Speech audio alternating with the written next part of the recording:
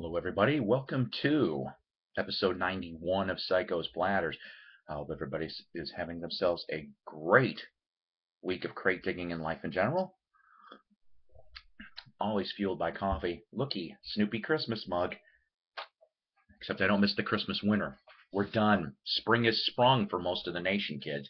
Good. All right, listen. This particular piece is probably going to go over 2 to 3 episodes. All right. Let me try to give you the quick backstory, because once again, with a 15-minute time limit for about another 2 months. Okay. Ronnie, you're going to get yourself a laugh on this. A few people are going to probably get yourself a laugh on this. I went to an estate sale, okay, but this time the estate sale happened to be in a few storage sheds just slightly outside of town here. And I'm like, I saw it in the paper. I'm like, let me go take a look at this. So I ended up getting, of course, a couple good bargains, some other stuff. But then I end up asking. I asked, hey, by chance, I didn't see any here, but do you happen to have any records? The light bulb went on. The lady goes off and says to the husband, boyfriend, whatever, oh my God, we left the box of records back at the house. And I'm like, And I said, would it be too much? And she's like, oh, no. She goes, give me an hour and come back. I gave her an hour. I came back to discover an old suitcase. She opens up the suitcase, and there's a stack that high of albums. I had a lady breathing down my neck. And I said afterwards, I'm like, no offense. First of all, I don't like people breathing down my neck watching what I'm looking at. Secondly, you might as well just go away, because I'm going to buy 80% of this pile, which is exactly what I did. So what's the lesson? You always ask. And once again, it paid off. Now, this time, though, I got to tell you, it was all 70s stuff and maybe a smidge of early 80s. Turned out it was another Dead Relatives collection. I kind of felt bad about that. So let's get started. First thing right off the bat, from 1979, Nicolette Larson, In the Nick of Time.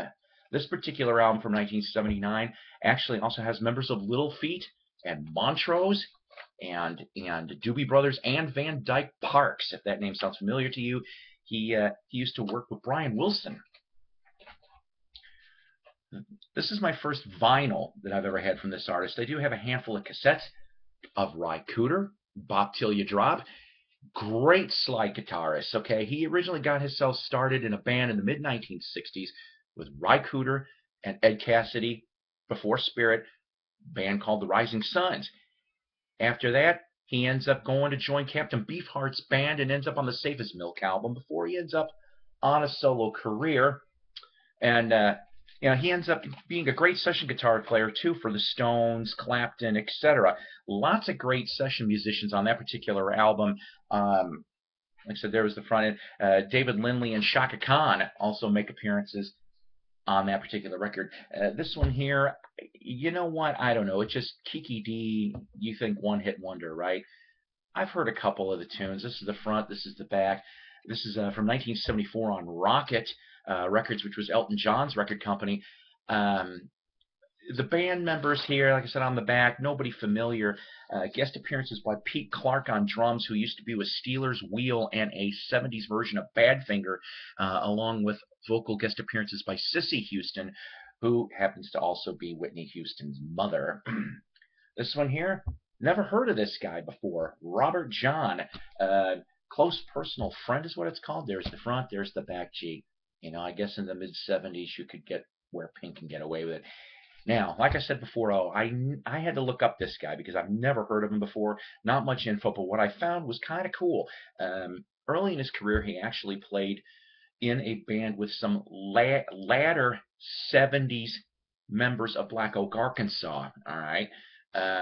In 74, the Stones went off and auditioned him as a replacement for Mick Taylor. So yeah, him, Roy Buchanan, Ronnie Wood. I mean, they were going. So if they auditioned this guy, I can't wait to listen to this to see if this is any good. And then after that kind of passed through, he was the lead guitar player for John Entwistle from the Who's band John Entwistle's Ox. So I mean, it could be pretty good for all I know. I hope it is. All right, how about this one?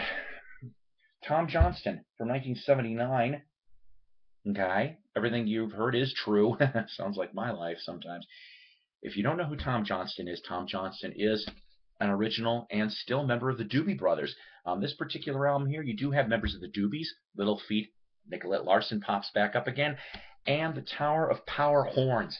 Oh man, you know, the Tower of Power Horns never was unemployed, especially during that. This guy, a little bit weird, promo copy on Arista, Herman Brood and the Wild Romance. They tried to go off and put him into the market here in America, and he really didn't stick. Okay, I know it's a promo copy Arista, but nothing special. It's just a regular Arista label. There's just too much to tell. I'm going to tell you, go look on Wikipedia and read this dude's life. I will say this in Dutch. That's where he's from, roughly around that area, Dutch, Netherlands, somewhere like that. Even though he committed suicide around 2000, 2001, they hail him as one of the best musicians of the country. He is just a legend over there, and I gotta confess, I've seen his albums from time to time, but I'm like, who is this guy? So I can't wait to listen to this. Of course, I needed a better looking copy of Foreigner's Head Games. I always thought this was very weird and slightly disturbing. Front cover. Here's the back. This is the last Foreigner album to have all 6 original. Well, I take that back. I'm sorry. Rick Wills changed up as the bass player, but basically this is the last album you have a 6-man lineup. Okay, because of course right after the Head Games tour, they start recording Foreigners 4, and well, kick themselves up more into a different AOR world, in my opinion. Dennis Elliott, the drummer, is a Facebook friend of mine. Hoping to send that out real soon, too. This one here is my first album from her, If You Knew Susie, from Susie Quattro, 1979 on RSO. Nothing too much here, except this is the album with Stumbling In with Smokey. I've never really been a big fan of that song, but I've always kind of liked her and her what's the word I want to think of? Her raw punkiness type. Gary U.S. Bonds. Yeah, Mr. Quarter to Three dude from the 50s pretty much ends up disappearing off the charts, kind of, doesn't he, by the early 60s. Bruce Springsteen and the E Street Band. Tons of involvement in here. This is from 1981 on EMI America. There's the front. There's the back. I mean, seriously, it's produced by Bruce and Steve Van Zandt at times, and also has not only the E Street Band backing him up on this, but on 1 or 2 tracks, Benny King from the Drifters pops up and does some nice vocals too. All right, I like Southern rock. Everybody knows I like Southern rock, and I also like the ones that don't really get a lot of coverage. How about Mother's Finest?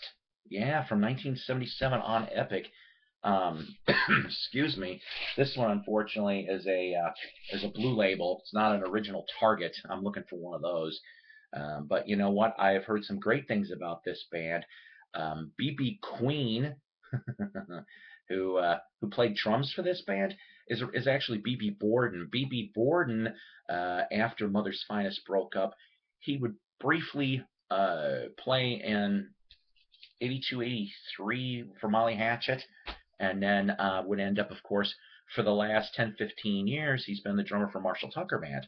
I ended up meeting him once. Really, really nice guy. This I thought was pretty damn cool out of the whole stack. I got Prince's first album, For You. Now, I've never heard anything off of this. This is the front. This is the back. Now, I'm going to show you the sleeve on this thing. It's kind of weird. Now, this is from 1978. So this is what Prince looked like in 78. Now, the neat thing about it, though, is I have an original press on the Warner Palms label, because the Warner Palms label was only in existence on these copies for roughly about 90 days. And then they flipped to the beige label with the lines across. So I have a true first pressing of this. Kind of nice. And all of these records are in great condition.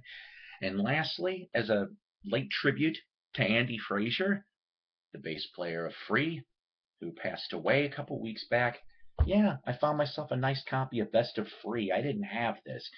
It pretty much has all your standard stuff all right now. Fire and Water, My Brother Jake, The Stealer. Oh man, just really good stuff. On A&M, of course. So and here's the thing. Like I said, oh, you're gonna be stuck in there, huh? But all of these albums, I ended up getting about 30. So it broke down to about 33 cents a piece. So I threw a $10 bill at them. So, like I said, there'll be about another episode or two more of this, but it was all straight 70s vein. Even a couple quad albums. Go figure, I found in that. I guess he tried to do that. The older brother, anyway. Let's see here. Hang on a second. I do happen to have some shout outs. I want to thank some new subscribers that I picked up over the last week or two. Reverend Zell. I think I know who you are, Reverend Zell. We ended up talking over at Vintage Stock, if I remember correctly, about within the last 7 to 10 days. Really cool guy. I like him. Martin Manning is another one, and Derek Vaughn. Thank you all for subscribing to the channel here. I have some shout outs, though, I want to throw out at you, too. Not only do I want to shout out about Derek Vaughn, which is spelled Dereckvon. The man's got damn good shows. Go like him and subscribe him on YouTube. Earhead 6, 1204 Willow. And lastly, the newest one, the Hog's Ear Report. Okay, he's out of Arizona. Really interesting videos he's popped up as of late, including one that if you're a big music history person, you kind of want to see the video where he goes off to downtown Phoenix and ends up showing the old recording studio that Alice Cooper and his band got their start. There's a bunch of other ones, Skip and Flip. I mean, I was watching this video and like, pretty dang cool video he shows about that as well. So go subscribe to, like I said, Hog's Ear Report, Derek Vaughn, Earhead 6, and 1204 Willow. Now, for the rest of my regulars, Wax Museum with Ronnie Dark, the best damn Sunday night show out there. Go like and subscribe him. Followed by, on Sunday nights from 6 to 9 p.m. Central Standard Time, right after that is the Night Owl Lounge with Mike Adams, the best of lounge and exotica. Get yourself a martini, shaken not stirred, and go catch him and like him and subscribe him on Facebook, 9 to 10 p.m. Central Standard Time. Thrifty Music Collectors Group, Tim Smith and Company. The group keeps growing and growing. Oh, I love that group. It is a really cool group. Go check them out as well. Like and subscribe that as well. For music magazines, how about Vintage Rock Magazine and Shindig Magazine? The best music magazine in England is Shindig. Seriously, it is. Go check it out. Go subscribe to it. Go do something with this. It's all worth it. And lastly, the YouTube vinyl community. If it wasn't for the YouTube vinyl community, none of us would be here spreading our wings, sharing the love of vinyl and music in general. So you know what? Thank you very much. Take care. God bless. See you next week with part 2 of The Find.